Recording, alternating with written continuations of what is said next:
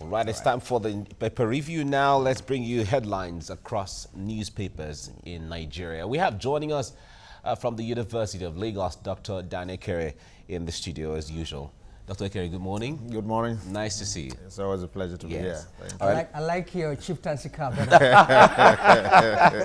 So he's a high chief now. Yes, he's a high chief. Okay, let's begin with the Punch newspaper now. Drama as Fayose weeps, claims he was beaten by policemen. And it's Comedy of the Year, says APC. We saw videos, viral videos yesterday when he was saying that he was beaten. In fact, it was something else from Ekiti yesterday. Honestly, the scenarios playing out in Ekiti is becoming so absurd.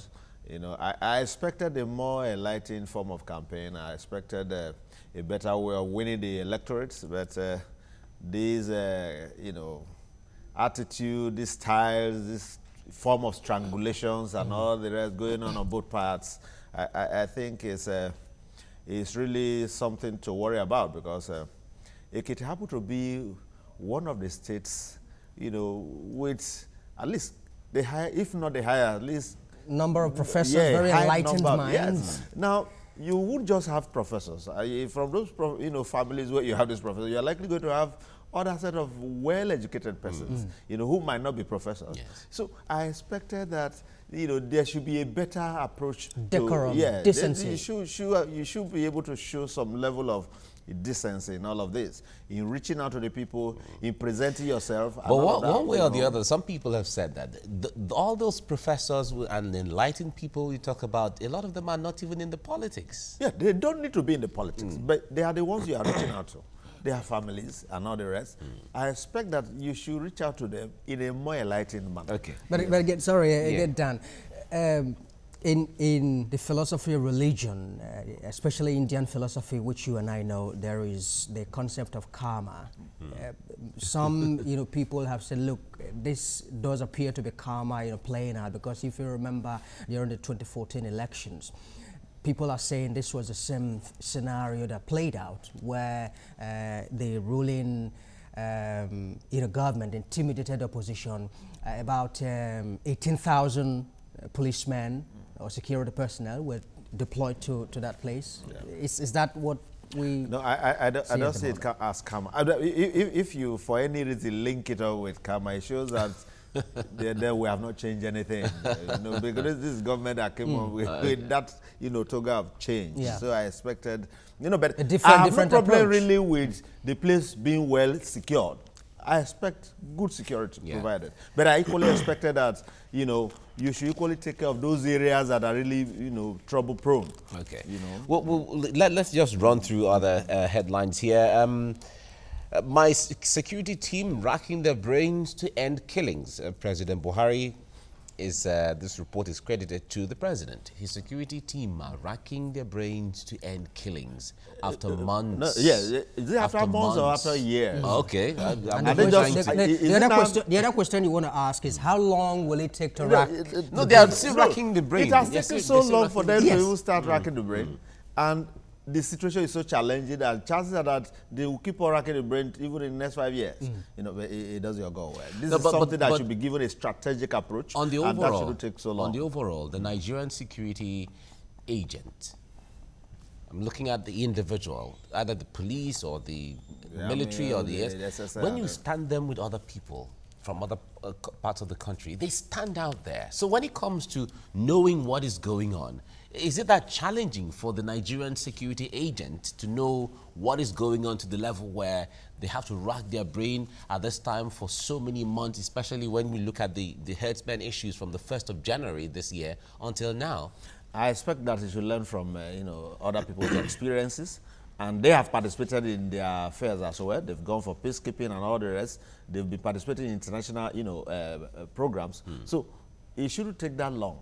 I do not think there is a problem of, the army not knowing what to do. But chances are that at the moment, the leadership has exhausted all strategies. Maybe you infuse some, new force. And at the same time, this idea of, those from the area where this problem, is actually brewing are the ones who should lead the army does not always follow. All right.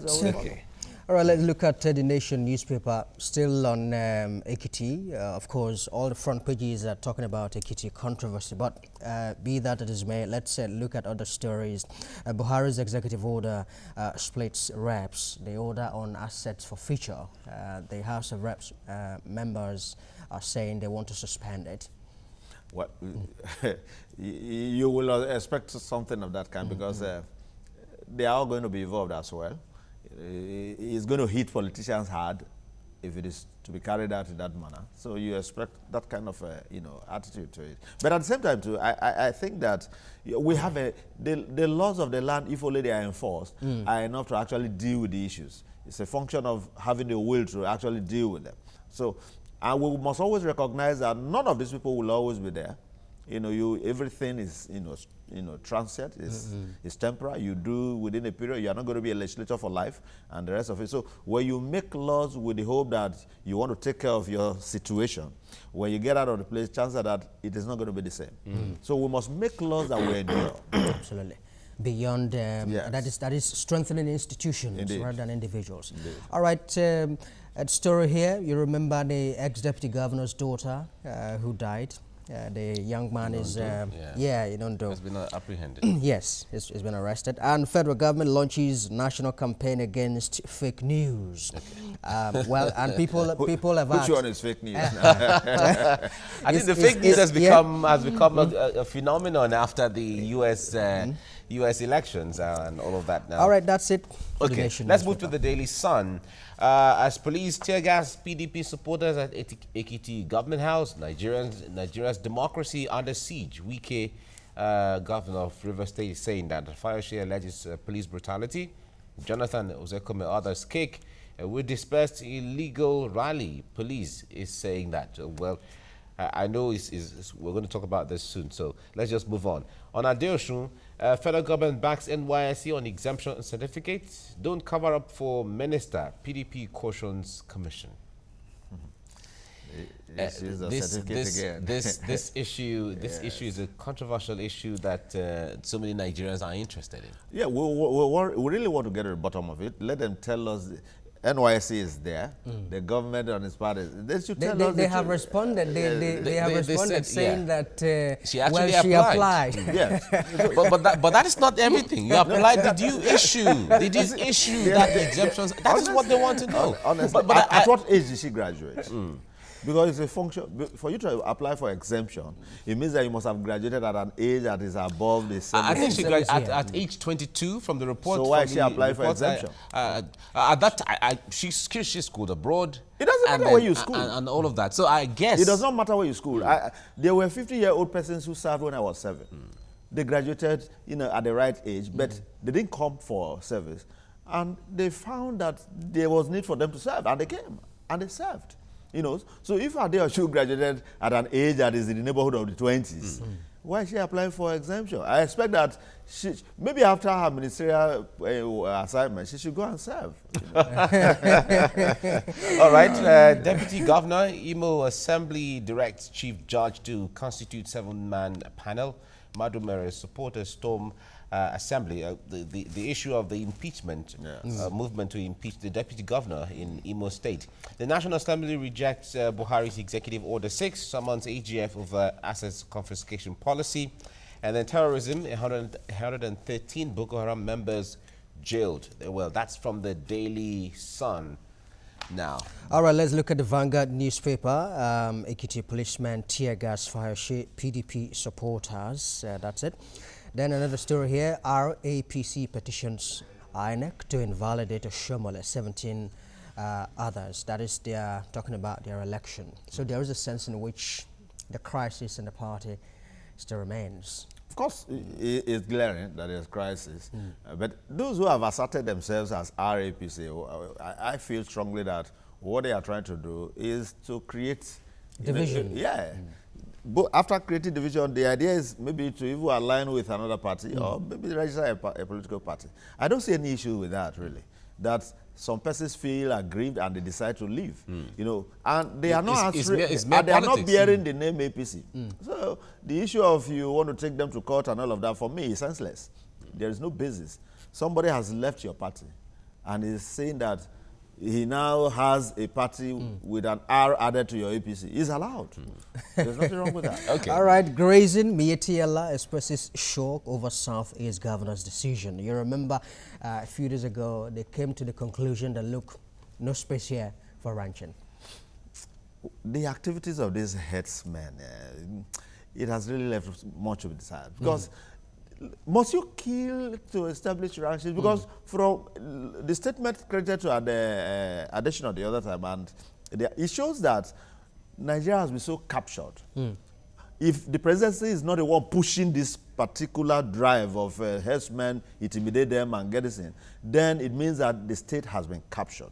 Otherwise, why will the government feel so powerless, so helpless, to the point of saying that, which one do you prefer? To die or to have ranches? It's a kind of threat. I don't expect I think that kind of thing. from reports, the statements from the government officials are not helping matters.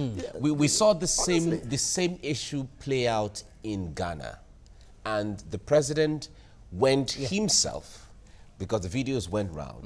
The president had a meeting with the cattle breeders, and they met. And the government was decisive on what to do and how to do, and it was handled. It's a very clear, it's a very simple thing. Okay. All right, let's look at another story here, which of course is of great concern to Nigeria. I beg your pardon, Lagosians especially. Third mainland bridge to be shut for 27 months.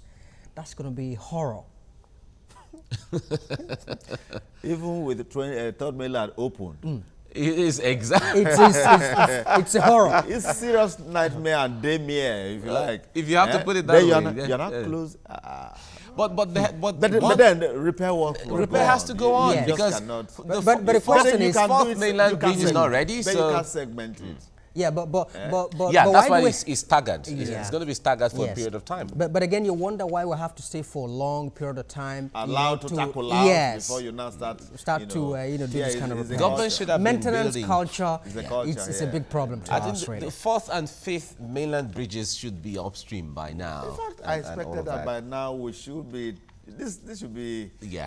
All right. What about the railways itself? Exactly. And waterways. Yes, these options have not been. If those options were readily available, many would happily leave their cars at home and then use those. All right, we have to round off the paper review now. I think that's all from the Vanguard. Absolutely. Let's move to this day now. Buhari pleads for patience as bandits kill 32 in Sokoto. Well, it says security team racking its brain on ending violence. Tambuwal calls for overhauling of security system, and CAN holds national prayer session for this. RAPC writes, INEC demands annulment of Oshomole others election. Okay, it's politics. In immunity, tear gassed, Fayose whips, cries out. Police, he's playing and acting. That's what but again, Mike, you want to ask Dan on the Buhari pleading for patience. Haven't Nigerians been patient enough? No, I think what he expects is that we should be mute, not patient. Because how many of his brothers will be killed and he will remain so patient? Yes.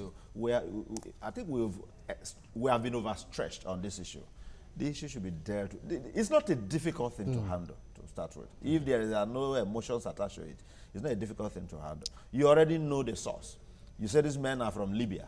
At the same time, politicians are the ones sponsoring them. Whether Nigerian politicians have got to Libya to import, cattle rearers, I don't know. And you remember when Dan, you know the source of a criminal, yes, you should be able to deal with it. To be handled. And you remember the issue of the IPOB when it happened. These were people with that criminal intention. They were agitating within their constitutional right, and all manner of dance steps were organized within the Southeast region, just to nip it in the bud. And people are saying, why are you not approaching this with that same, I think it's about about decisiveness of government on that, which a lot of people said, well, if you're going to be that decisive on one, you have to be decisive on the other. And that's why Amnesty International came out not too long ago to say the government's way of handling it, it's encouraging what is going on. Yeah. All right, we have to leave you here now. Dr. Dan Ekere, thanks for coming on the news review, but we'll keep you for the next discussion briefly as we move into the next step of things now. Thank you. Now stay with us, let's take a breather, and we'll be back to discuss our number one topic of the day. That's Ekere. Stay with us.